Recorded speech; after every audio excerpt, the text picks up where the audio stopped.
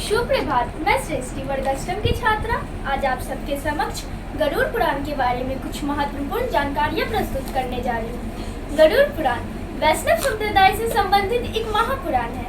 यह हिंदू सनातन धर्म में मृत्यु के बाद सद्गति प्रदान करने वाला माना जाता है।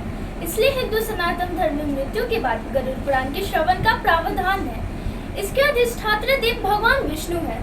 इसमें भक्ति, ज्ञान, वैराग्य, सदाचार, निष्कर्म कर्म की महिमा के साथ साथ यज्ञ, दान, तप, तीर्थ आदि शुभ कर्मों को सर्वसाधारण प्रवृत्त करने के लिए अनेक लौकिक और पारलौकिक फलों का वर्णन किया गया है। इसके अतिरिक्त इसमें आयुर्वेद नीति सार और मृत जीव के मरने के समय में किए जाने वाले कृत्यों का भी विस्तार से निरूपण किया गया है।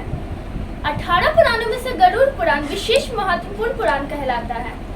इसमें 19,000 श्लोक कहे जाते हैं, परंतु वर्तमान समय में उपलब्ध पांडुलिपियों में लगभग 8,000 श्लोक ही मिलते हैं। गरुड़ पुराण के दो भाग हैं, उत्तरखंड तथा पूर्वखंड। उत्तरखंड प्रायः प्रेतकल्प या प्रेतखंड कहा जाता है। इस प्रकार से गरुड़ पुराण का 80% सामग्री पूर्वखंड में है तथा केवल 20% सामग्री ही उत्तरखंड में है। पूर्वखंड में विभिन्न प्रकार के विषयों का समावेश है।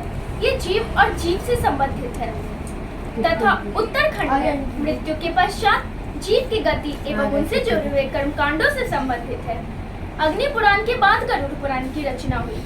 पहले भाग में विष्णु भक्ति और उपासना से संबंधित उल्लेख किया गया है तथा दूसरे भाग में प्रेतकल्प का विस्तार से वर्णन करते हुए मरने के बाद जीव की क्या गति होती है, उनकी कौन सी योनियों में जन्म होता है, प्रेत योनि से कैसे मुक्ति पाई जा सकती है, श्राद्ध और पितृकर्म किस तरह करने चाहिए आदि विषयों के बारे में विस्तार पूर्वक से वर्णन किया गया है।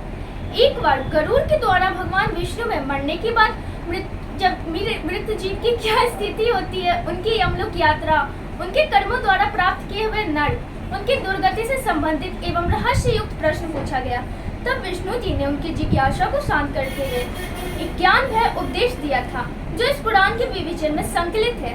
इसलिए इस पुराण को गरुड़ पुराण या मुख्य गारुड़ी विद्या भी कहा गया है। धन्यवाद।